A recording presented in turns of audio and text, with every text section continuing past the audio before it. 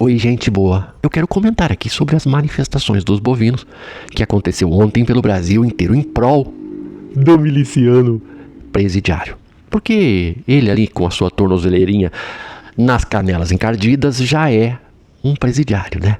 Não pode sair, não pode ir na manifestação, tem que conversar pelo celular. E aí o filho que postou nas redes sociais a conversa apagou depois que tem muito medinho do Xandão. Eu quero falar sobre a manifestação na Avenida Paulista, que foi marcada pelo discurso do Nicola Chupetola. Não posso falar isso, né? Não posso. Nicolas Ferreira. Eu sou uma pessoa séria. Percebe-se, né? A seriedade. Mas Nicola Chupetola deu um tiro no próprio pé, ou nas canelas encardidas, onde posteriormente teremos também um belo adorno. Muito em breve, sim, porque Marco Duval já chegou ao Brasil e recebeu o seu adorno, o seu presentinho. A PF gentilmente o recepcionou no aeroporto na madrugada e deu a ele este lindo adorno.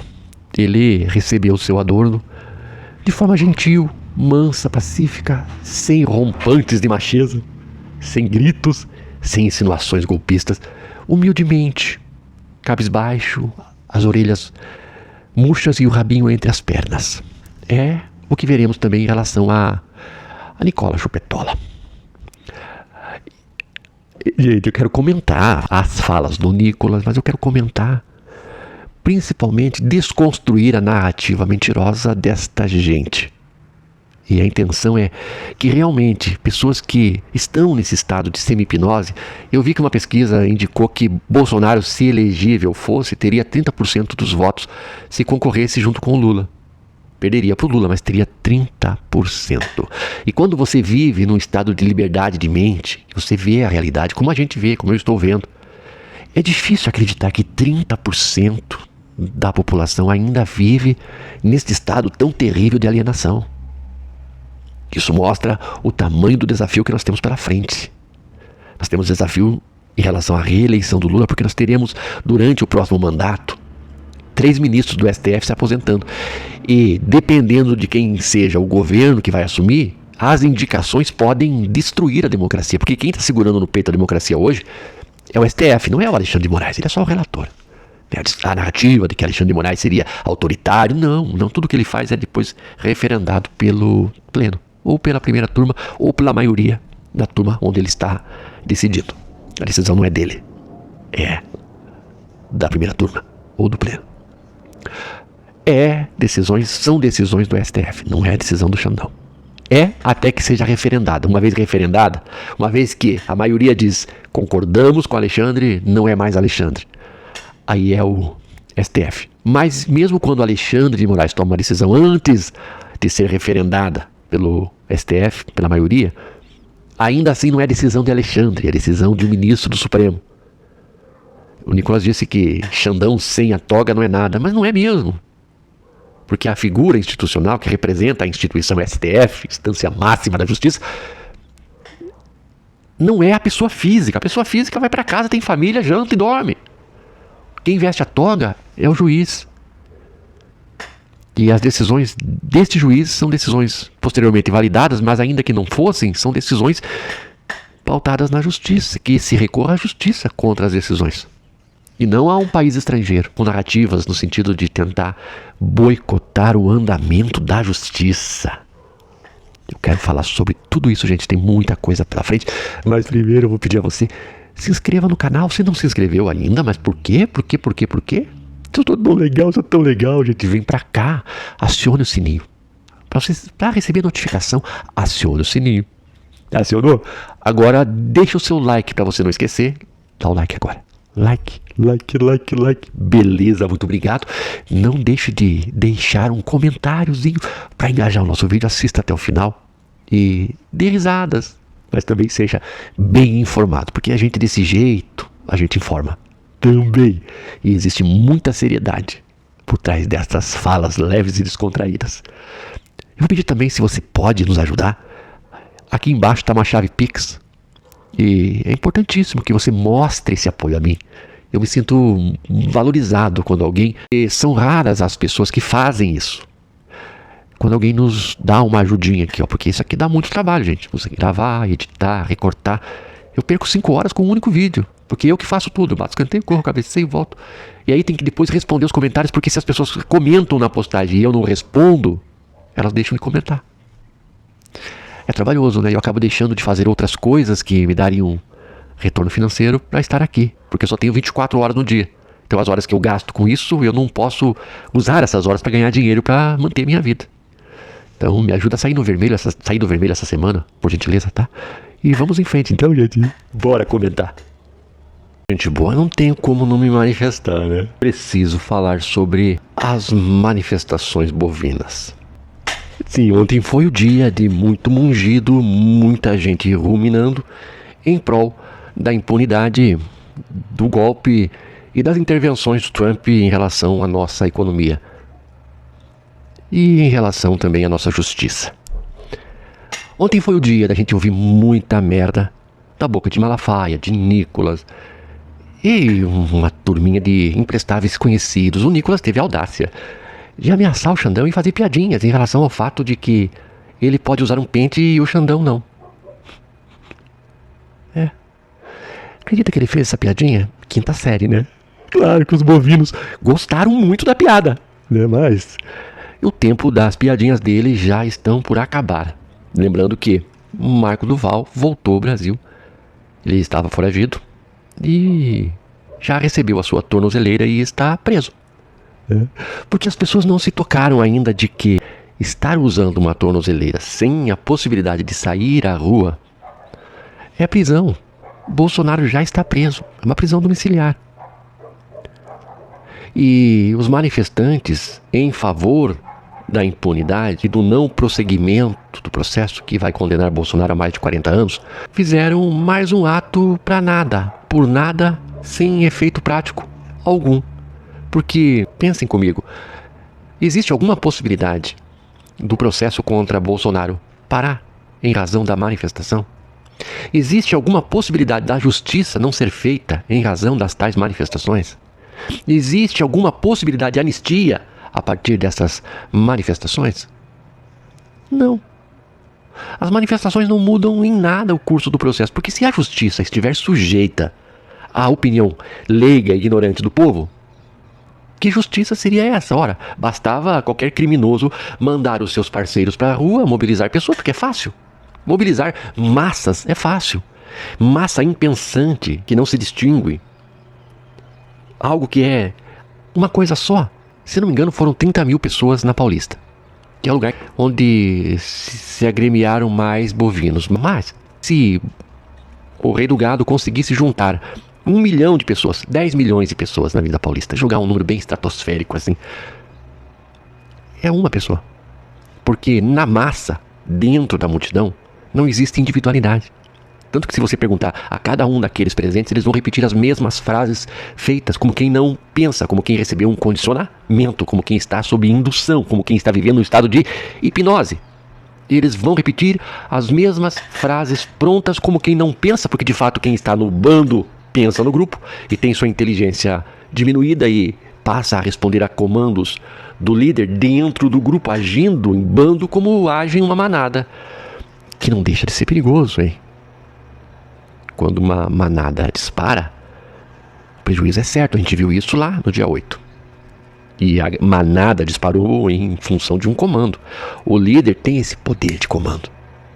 Vamos supor que ele se tornasse elegível por uma materialização dos delírios da boiada. E ele pudesse concorrer às eleições. Ele teria nada mais, nada menos que 30% dos votos. Você consegue perceber a gravidade disso? Ele perderia as eleições para o Lula. Mas mesmo assim, os 30% que ele sempre teve, ele continua tendo. Pense comigo o quanto nós estamos fracassando neste nosso intento de abrir a mente dessas pessoas. É chocante que 30% da população ainda votem em um bandido destes. Isto prova que as pessoas não estão preocupadas com o golpe. Se o golpe tivesse dado certo, estava tudo certo para eles. Tanto que a intervenção de um presidente de outro país na nossa justiça e na nossa economia, a eles não causa nenhum espanto. Tanto que comparecem às manifestações do gado com as bandeiras de Israel, com a bandeira dos Estados Unidos. Não existe um sentimento de patriotismo nessas pessoas. O que existe ali é uma alienação absoluta. A extrema-direita continua operacionalizando as redes sociais com muita habilidade e habilidosamente eles se utilizam da mentira, a qual eles dominam com muita habilidade. Quero lembrar ao Nicole Chupetola que o Marco Duval era assim como você. Valentão, cheio de bravatas, e subitamente ele vestiu a tornozeleira mansinho, bonzinho, comportadinho, como um bom menininho. Fugiu pros States, sim, fato, mas ele percebeu que a situação dele ia ficar muito ruim lá fora. Aí voltou com o rabinho entre as pernas, você acredita, Nicoles Chupetola? Voltou. E pense que o Marco Duval me parece, ainda que alucinado, e mesmo sendo um alucinado pleno, me parece mais homem que você. Agora imagine você na condição do Marco Duval. Talvez chorasse, talvez chamasse a mamãe, talvez pedisse colinho para o papai, talvez se desesperasse, talvez pedisse clemência e dissesse, oh, tem piedade de mim. E as suas piadinhas ridículas perderiam completamente a graça. E você, enquanto piadista, perceberia que não tem nenhuma predisposição ou inteligência para bancar o stand-up. A menos para o gado que vai rir de todas as asneiras de vocês, porque eles estão em estado de hipnose. Eu quero mostrar a vocês as falas da Nicole Chupetola e vou fazer algumas correções. É o Nicolas Ferreira, tá? Eu tenho que me corrigir com essa mania minha de chamar por apelido. Por falar em apelidos, o Bananola. Como é que você tá, Bananola? Já tá comendo chocolatinho? Pediu pro Flávio mandar pra você. Flávio tem uma loja de chocolate que deixou ele milionário, né? Era você que consumia o chocolate dele? Você. Bananola. O que é teu também tá guardado, tá? Gente, esses ataques a Alexandre de Moraes, eles são absurdos e infundados. Eles apenas reforçam uma narrativa mentirosa de que haveria autoritarismo por parte do Alexandre de Moraes, o que não é verdade. Ele é relator de um processo. E enquanto relator, ainda que tome qualquer que seja a decisão monocrática, individual, ele não tem essa decisão mantida efetivamente sem passar pelo crivo e pela avaliação, pela votação de um colegiado. Quando Alexandre de Moraes toma uma decisão, o STF, o colegiado, a primeira turma, valida, quando não o pleno, a decisão que ele tomou. Então a decisão do Alexandre de Moraes, se fosse uma decisão monocrática, ela absolutamente deixaria de ser quando passa por votação e é referendada pela maioria. Não existe decisão unilateral, monocrática do Alexandre de Moraes, porque a decisão dele, que é tomada desta forma, é referendada posteriormente. Então atacar o Alexandre é uma forma de criar a narrativa de que existe um homem prendendo, dando ordens, decidindo sozinho por tudo, e é mentira. O Marco Duval foi recebido no aeroporto de madrugada hoje por agentes da Polícia Federal e recebeu carinhosamente nas suas canelas encardidas argolinhas. O presentinho que Marco Duval recebeu, a tornozeleira, foi por ordem do Alexandre de Moraes. Alexandre de Moraes mandou colocar tornozeleira no Marco Duval. Olha como ele é malvado. Tudo é ele, né? Tudo é o Xandão. Só que essa decisão já vai ser referendada pelo pleno, ou pela primeira turma. E ele vai continuar com a tornozeleira, porque haverá um consenso. A decisão do Alexandre não é a decisão do Alexandre, é a decisão do STF. Ele, enquanto relator, toma as primeiras decisões. Mas as decisões dele não são mantidas sem que haja a validação do STF como um todo, ainda que representado na primeira turma. Então é mentira dessa gente quando diz que o Alexandre de Moraes está mandando, desmandando no Brasil, porque ele decide, porque cabe a ele a primeira decisão. Mas a decisão dele é validada posteriormente. Ele, enquanto ministro do Supremo, representa uma instituição. Hoje, nessa Avenida Paulista, já estive aqui algumas vezes. Mas hoje, posso falar uma coisa pra você, senhor? Fala, seu bosta. Jair Bolsonaro não pode falar, tá mas preso. ele pode ver. Isso daqui, Jair Bolsonaro, é a tua força, mesmo estando preso dentro de casa. Essa é a... Pois é, mas essa força não vai mudar nada, né? A condição dele. A força dele também se viu no dia 8. E graças a essa força destruidora dele, que ele está nessa situação. E de fato, estes aí são a sua força, assim como aqueles do dia 8 eram o seu braço e suas pernas. Ainda que, e mesmo estando nos States, para deixar o gado se lascar sozinho. Então esta força que está ali materializada no grito dos asnos sussurrantes, não muda em nada a realidade dele. Grande força esta, que é totalmente inútil para livrá-lo das consequências dos próprios atos da força dele, manifestada na destruição e no prejuízo que causaram ao prédio dos 3 poderes. Vamos ouvir mais um pouquinho do asno. A sua força, a sua voz, as sementes que você deixou para... Olha, essa herança não é uma herança muito boa, né? Convenhamos, porque, veja só, se ali entre aqueles que estão entre os seres ruminantes tiver uma mente pensante, consciente, pleno, com discernimento, teria razão, teria significado, teria importância. Se alguém ali, entre aqueles que se fizeram presente, dos quais, entre a força manifesta do presidiário, se ali, entre aqueles que são a força manifesta do presidiário, tivesse uma mente pensante, racional, com discernimento e que ali estivesse defendendo de fato a verdade, teria valor, ainda que fosse uma pessoa. Mas uma multidão de irracionais defendendo o indefensável a partir da narrativa mentirosa construída. Porque é chocante você perceber o nível de alienação dessas pessoas, de modo que elas estão respondendo a comandos de quem? Ninguém mais, ninguém menos que um criminoso que está preso e a sua caterva. Representadas no Nicolas, no Maracutaias, que é um pastor, que não é um pastor de Jesus, é um pastor de gado. Não é um pastor de ovelha, é um pastor de bovinos. Vamos lá. mais amado desse Brasil. E volta, Bolsonaro! Nós estamos aqui... Não adianta gritar. Volta porque ele não volta. Provavelmente vai morrer na prisão. É um destino triste. Não tão triste quanto o destino daqueles que morreram na esperança de que o presidente teria o bom senso de agilizar a compra da vacina. Não. A morte daqueles foi mais triste do que o destino deste que vai morrer atrás das grades, como um imprestável que é. Vamos ouvir mais um pouquinho do asno. Por um Brasil em que não um ex-presidente da República que foi condenado por um golpe fictício use tornozeleira. Mas que nós estamos lutando... O golpe não era tão fictício assim, né? 500 e poucas páginas de trama, de conversa. Na verdade, os casos de corrupção de Bolsonaro ainda serão julgados. E existem muitos, né? É muita grana. Por exemplo, a caixa preta das emendas secretas ainda não foi aberta. E quando ele for condenado pela corrupção, já não usará tornozeleira, porque já estará atrás das grades pelos crimes de tentativa de golpe. Estando atrás das grades, os processos que forem se acumulando, aumentando exponencialmente a pena dele, serão já na condição de presidiário. Usem tornozeleira eletrônica. Pra que bandidos usem tornozeleira eletrônica? É Bolsonaro. Quem rouba velhinho do INSS Sim. usa tornozeleira eletrônica.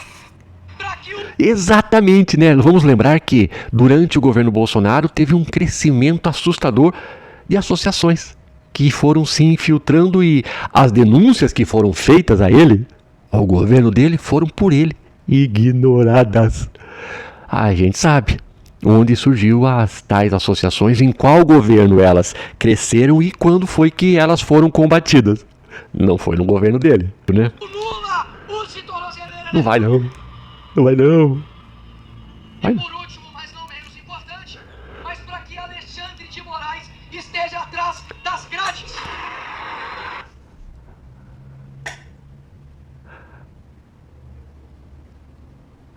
Eu congelei essa imagem porque ele fala como um moleque irresponsável que é, mas ele tem medo.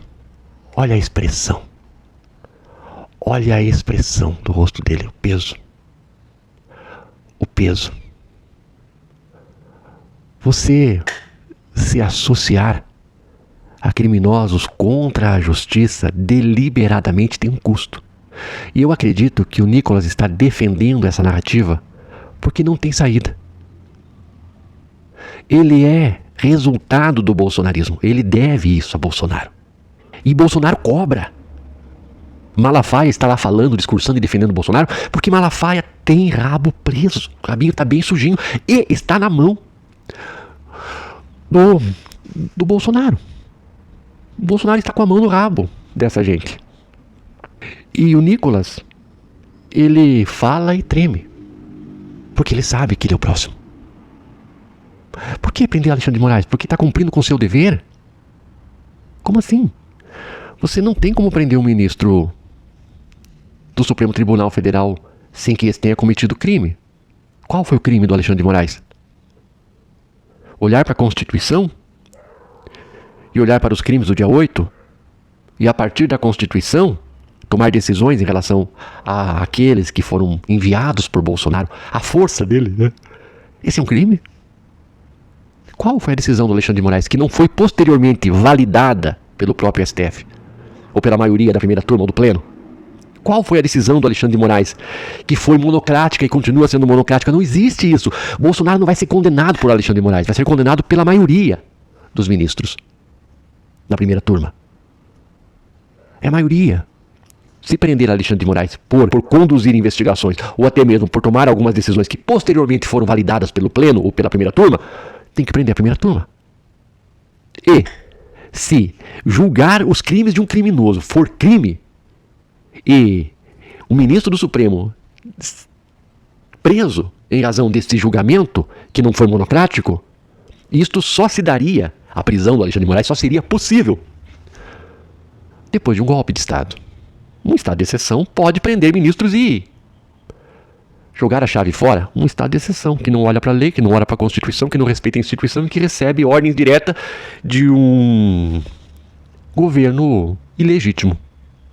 Estaria Nicolas afirmando que teremos novas tentativas de golpe? Porque para prender Alexandre de Moraes só é possível prender Alexandre de Moraes depois de um golpe.